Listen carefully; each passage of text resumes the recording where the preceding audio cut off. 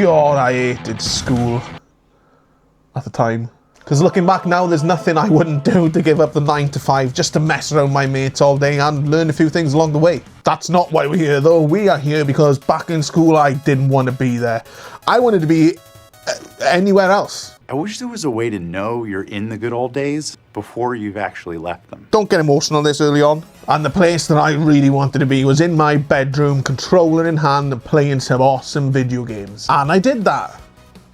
A lot, actually. So I'm going to take a trip down memory lane today. Why don't you join me? These are my stories on skipping school to play video games. Before that though, let me know, did you do this? What game made you do it? Tell me in the comments and I'll likely agree with your reasoning. Hello everyone, Lexitan Gaming here, you there, and today we're being very naughty little boys because today we're going over the times I skipped school to play video games. Now before we start, let's just put this out there. I do not advise or advocate to do this. If you're a kid and you're watching, don't do this. I mean, I doubt you'd even get away with it these days. There's cameras everywhere and I've heard the parents and teachers share like an app to talk to each other about you. What the hell is that about? Probably in the kids' best interest, I suppose, but speaking on a personal note, I would be screwed if they had that for me back in the day. So I got this idea when I lightly spoke about it in my latest video. Wait till the end to watch that. Don't skip, don't just click on it. Watch this one first, please. Cause you gotta stick around to hear the in-depth confessions of a very ill little lad who just loved video games, okay? Like the video if you do too. So I guess we'll start with the game I did mention in my last video, SmackDown vs. Raw 2006. And since I have literally just brought it up, we'll keep this one short and sweet. I was completely addicted to GM mode, which is a mode that lets you be the general manager of one of the two main brands, and then you compete with your brand to beat the other over the course of a year in game time. Few hours, maybe in real time, if you proper go for it, you know. Countless hours spent playing with friends on the weekends, but I was very known to play with myself too. I'd be curled up in bed with a tummy bug from hell. Well, not really. Of course, I was a little back then, so I said I had one so I could stay home all day and hone my skills. And I loved it. What can I say? Hey, if you like these types of reminiscing and nostalgia-filled videos, consider subscribing, because I do this a lot. Like a lot. The next game is the original Spyro the Dragon, probably my least favourite in the original trilogy. Easy. I played Gateway to Glimmer or Ripto's Rage, depending on where you're from, first. So I kind of gravitated towards that more. But I remember getting this bad boy and it was the same story really. Bad belly equals play games. But I think my mother had maybe caught on with what I was trying to do at this point, and I got the old, if you're too sick to go to school, you're too sick to play games crap. So what I then remember doing is saying, okay, I'll go to sleep, I'll go to bed. I mean, the PlayStation was in my room anyway. So I'd go into my bedroom, I'd lay in bed and I'd fire up the PlayStation with the TV on mute. That's the key. Because we had no carpet, so she could basically hear everything that was coming from my room. Shut up, I was 7. So once I heard the footsteps, I had the TV remote to hand to turn it off, and then the controller could go under my blanket and boom. Something probably all of you have done at least once in your life, but my god, at the time, I thought that I was a frickin' genius. And I know you probably did it with a Game Boy or a DS. Am I right? Yeah, we're all guilty of that one.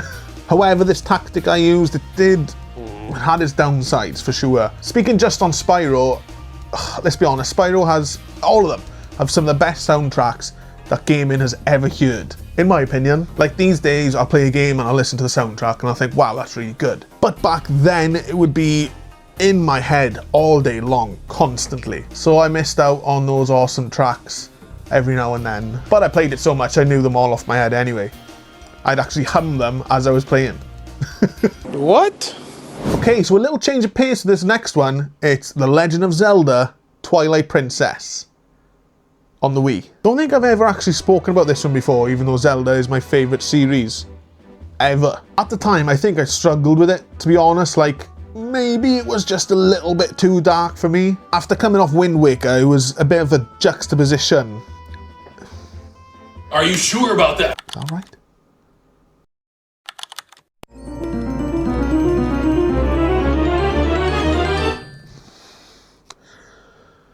I don't know if that's right, what I just said. I hate so much about the things that you choose to be. But you're going from bright, vibrant, colourful to not. But the difference with this one was that this time I was actually ill and I just couldn't seem to put the game down. Oh my god, I was literally sat in the chair. So I had the flu and I was sat in the chair in front of the telly and I had my quilt over me and I had the flu. So I was freezing and then I was boiling and I was shivering and then I was sweating. It was crazy. But I had to play Twilight Princess, right? So imagine a quilt over me. This is how I looked. Because remember, I played Twilight Princess on the Wii. So you got to swing that Wii remote. So I was a bit like... Oh my god, that's going to look terrible. It was a hell of a feeling. My god, Twilight Princess is lucky it's so damn good. And I remember sitting there thinking, this is the worst thing to happen to anyone ever. And I was just like, this is karma. For all the times I pretended like I was sick to play video games, this was karma, because now I actually am.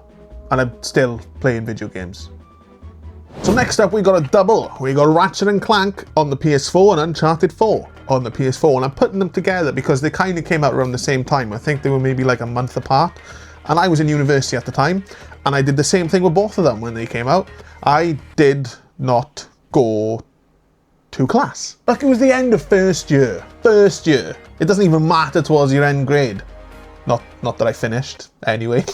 So what the hell am I expected to do? And I'm not gonna lie, okay? I'm not gonna say which university I went to, but around this time, a lot of the lecturers weren't even turning up themselves. So I'll save myself the trip and I'll stay home and play some awesome freaking video games. What's wild about this is I actually played the original version of this game. This is a reimagined version of the original Ratchet and Clank that's on the PS2. I played it years before and I enjoyed it. I thought it was really funny.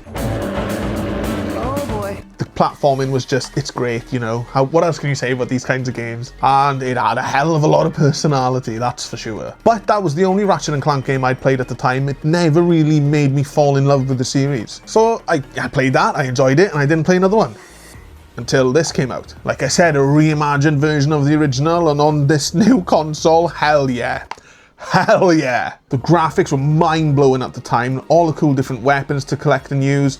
I loved this game, which then led to me loving A Rift Apart on the PS5, and I'm probably gonna end up going back and playing all of them if I ever get the time. So if we go to Uncharted 4 now, I knew I was gonna miss a little bit of uni for this at the time because, oh my god. I was introduced to the series when I bundled the second game of the franchise in with my PS3, and I was absolutely gobsmacked by how great the gameplay, story, characters, just everything in that game was great. And I went on to play the first, the third, and then I was waiting for the fourth in the meantime. I couldn't go to uni. I was too emotionally involved in this story. Nathan Drake's story. What a series. What an ending to the series.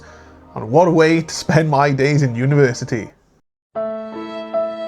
My god, I beat this into the ground, but yes, I love Smash Bros. Imagine that. And the love for Smash Wii U started before I even got the game, because I bought the Wii U mainly to play this with my uni pals. Someone else from my halls of residence had it, and we used to go over his and we play tournaments. Then I had my own so I could practice and get ready for them. And while I don't think we did any of those tournaments while we should have been in uni, I definitely missed some lectures to practice my skills, and I still wouldn't win.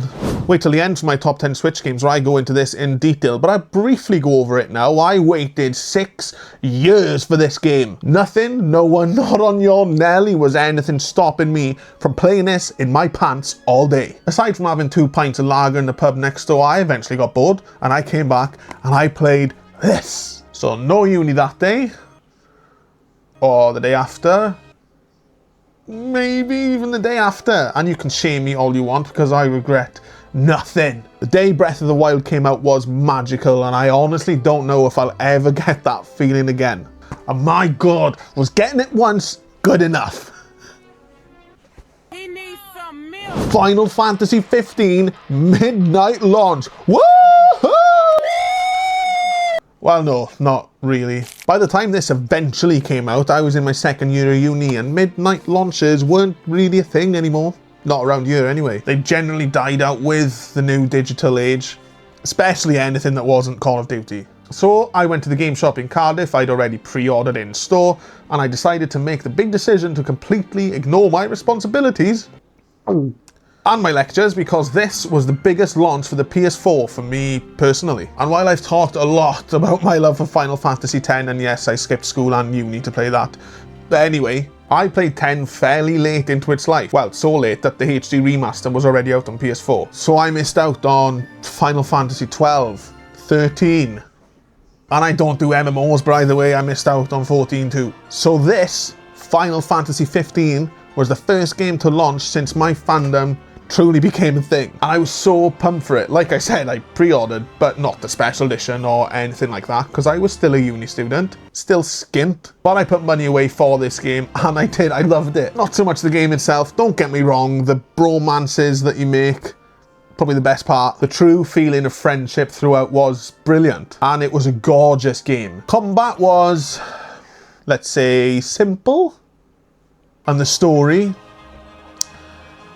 I can't lie, I don't remember a lot of it, outside of the friendship stuff. And you know, a lot of that was emotional and really drew me in, but honestly, the best memory I have of it is me waiting in the queue at game. Seeing all of these other like-minded people waiting for the same thing, and then getting my copy, staring at it on the way home and really taking it in.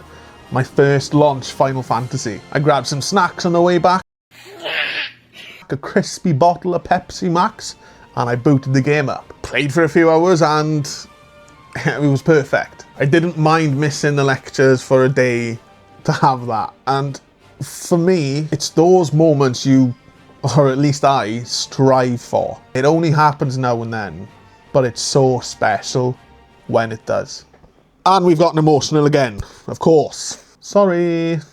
I don't think I get emotional in these two videos here, so give them a watch if you can't be bothered for that. Scan the code in the middle to join the Discord, and cheers.